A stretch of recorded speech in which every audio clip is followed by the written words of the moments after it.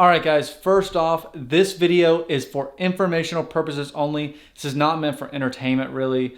If you find it entertaining, great, but this is for if you plan on doing a clutch install, a clutch repair, whatever it be on a Grom. This is tips and tricks and honestly things that you need to look out for when you're doing your clutch.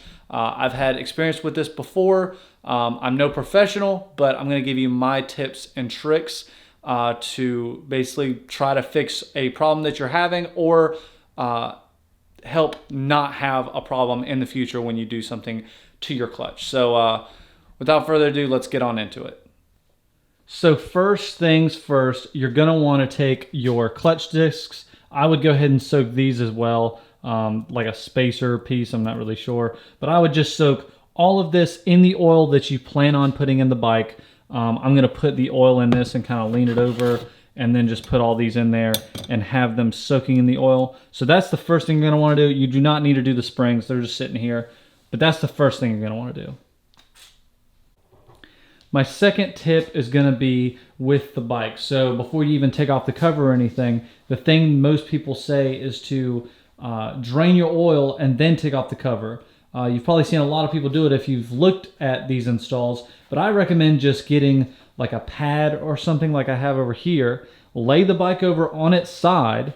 That way you don't have to drain the oil, and then you can take off the cover and you don't have any issues with any of that, with draining oil or worrying about oil getting everywhere. It just stays in the engine. So as you can see, the bike is on the ground, and as you can see, there's oil all in it. It's on the other side of the engine, so we didn't have to drain any of the oil. I would recommend cleaning off that gasket really well and then putting it back on, or putting on a new one. That's another thing. You shouldn't have to change the gasket. It's always nice to have a backup, so I'd recommend buying a gasket, but I've replaced one time, and I've done plenty of these.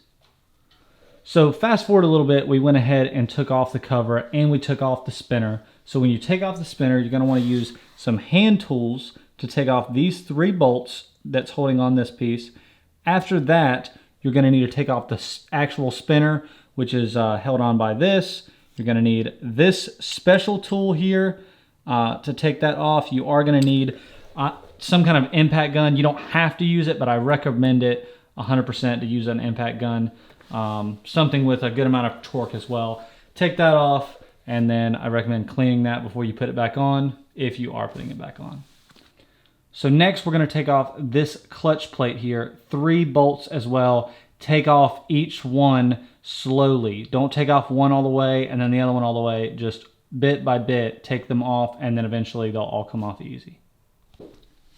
Springs are out now. You're going to have this nut. You're going to need to use the special tool again with the impact gun. It's the smaller side on this one. Bigger side works on this side, the spinner, and then the smaller side on this one. So we're going to go ahead and take that off.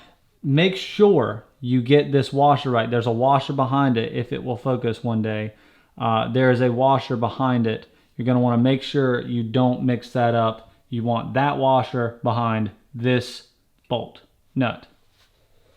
Next, we're going to take off this first clutch part that's holding in the discs. When you take this off, take note of how it's put on. There is a certain position on which this needs to go on to actually seat in all the way. You can have it in like 8 different positions or however many positions it is, but there's one position that it needs to go in. There should be some text on it. If you can see that, on mine it says KPGH. Yours could be different. I really don't know. Hopefully you guys can see that little bit of text right there. It's hard to see, but there is text there. So I would take note of it. You can, obviously it's hot, but you could spin this if you wanted to get it at the top, however you want to remember it. Just remember where that is, and I'll show you why later on. Now we're going to go ahead and take off the plates, or take out the plates. So there's going to be one of these plates, and then you're going to have a this kind of plate. I really don't know what to call it or anything, but there's going to be 2 kinds of plates. It goes between this, then it goes back to the other. You should know that if you've already done it and kind of seen how it goes, but just one, then the other, one, then the other, as you see. So here is where yours probably went wrong, because here's where mine went wrong, and it's very easy to miss this. So if you look at this, this is installed correctly. This plate right here has a tapered edge right on the edge. Obviously it goes all the way around. It's tapered. Well, the end of the taper is flush with this outside edge. Now where I went wrong is if you take this piece and you turn it one off, it will be set up on the edge. There will be a little bit of a bump right here. You can go every single way around, and if you are one off and you aren't in that groove, it's not going to fit together. Now let me show you what's happening, because a lot of people don't realize what's happening. Now what's going on when it's together correctly, the teeth on this piece line up together and go together, and they seat up. That's what really gets the grip, okay? Now if you are one off, look at how those teeth don't go together. Now obviously there's only one way that it goes on, and this is where I went wrong. Actually it goes in there on this one, but mine didn't, so that's kind of weird. But I would just make sure that it goes in there all the way, because as you can see, it's not going in there. On this one, it went in there two ways, so I'm kind of shocked at that. Mine didn't, but this one did, so kind of weird. But I'm going to put it in the way that it came out, which is that way. It actually looks like it goes in there a little bit farther, so just look at what way seats the best. That's my main thing. These are different. The way that mine was done, it had these letters, and they lined it with the letters. That's not the case on this one, so I don't want to tell you that. That's incorrect information. So make sure that they seat up where it's not doing this maneuver, where it's not, the teeth aren't going together.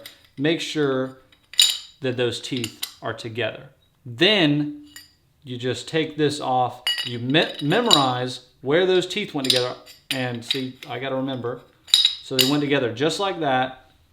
I'm going to sit it in there, and then I'm going to pull this piece out and remember where the top of it or whatever it is, so I put it on the exact way.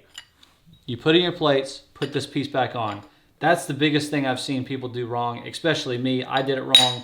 So look at this first. If this isn't it, I would start looking at washers. These washers have different thicknesses, but they have the same hole size or close to the same hole size where it will work. Make sure you got the right washers. Check a diagram, something, to make sure you got the right washers. That's the biggest thing when people are doing this. So that's the biggest thing I wanted to show you guys, and that's why I talk so much about this, because this is what a lot of people get wrong. Now we are on to the next step. We've got the clutch plates in there. Now these friction plates, I've got an old one here. So these friction plates have these teeth.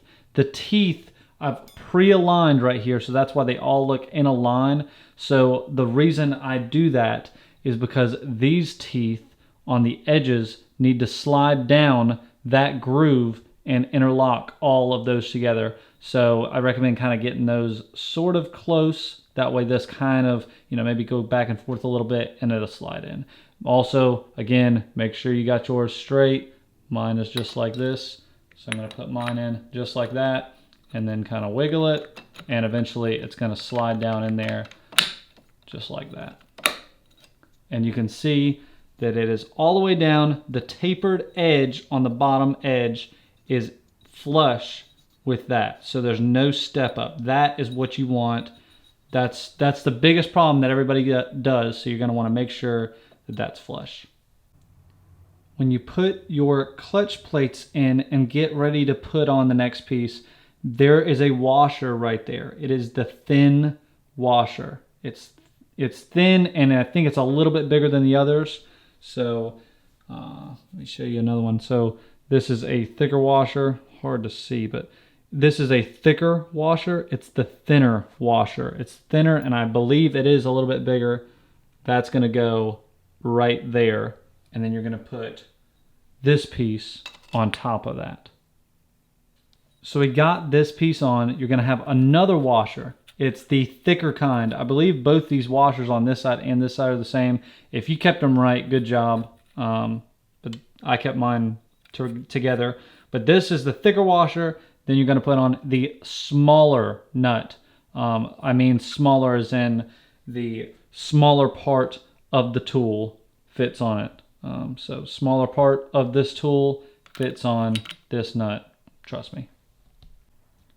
So with what we're doing here, we obviously have a different clutch plate. So this is the Koso clutch plate. We also have Koso springs. We're just upgrading while we're changing out the plates and stuff. So when you tighten these bolts down, you want to tighten them evenly, and you don't want to use an impact gun. So the impact gun is for other jobs, not for this one. So don't use the impact gun here. Use a hand socket, you know, something that you could use with your hand. Do not over tighten. Do not tighten one and then fully tighten one and then fully tighten another one. Just bit by bit, tighten them. Eventually it will get tight, and then give it a good little turn, a little, I say hand tight, but just a good little and literally that's it. I'll show you kind of how mine looks like when it's fully tightened down. So I'm finishing up tightening up these bolts. Now I'm going to show you how much pressure I'm going to give it. I put my hand way off of the end, not even close to the end. I put my hand way up here, and make sure that it's, you know, nice and level, and then just a little turn, just and then you're going to feel it start getting tight. Don't move down to the end and crank it down. Obviously you're going to compress the spring. Just down here, barely torque, and then done. Literally, just a nice little turn. And even if this thing starts spinning, that might be a giveaway that you're tightening it down too much. So just a little turn. Then you're going to move to the other one, little turn, move to the other one, little turn. And then you're going to want to go over them again, because as you tighten down this, it's obviously going to change. That one felt like it was a little loose. I mean, it's minute, but just go over them. Make sure that they're all tight. Don't crank down on it. I would recommend putting your hand way here and just barely turn it. If you got a smaller socket, obviously take that into consideration. But that's how mine looks when it's all said and done. Hopefully this is going to work and it's not going to have any stupid problems. But this is another thing that goes wrong when people do these. Just don't use an impact gun. Stay away from this thing. So we've got everything put back together. You're going to need to, you know, use the impact on the thing that holds on the spinner itself. Then these nuts right here. I would just tighten them down by hand. I did use the impact at the very end just a little bit, just because it was spinning on me. But that is what it should look like. Hopefully this video helped you guys out. We're going to throw the cover back on and be done with it. Also, make sure you clean that gasket in case you forgot or you dripped oil on it. Clean that up before you put it on. Clean up the edge of this as well. If you got a new one, that's great as well. But hopefully this video helped you guys out. And if you have any questions, feel free to leave it in the comments and I will help you to the best of my ability. I'm no professional or anything, but I guess I've just done this a couple times, so I wanted to help you guys out. But all right, guys, take it easy. Just to show you guys as well too, we ended up finishing everything. We got the bike started and it works perfectly. So the bike is running, the clutch is working. So just to show you that it all works.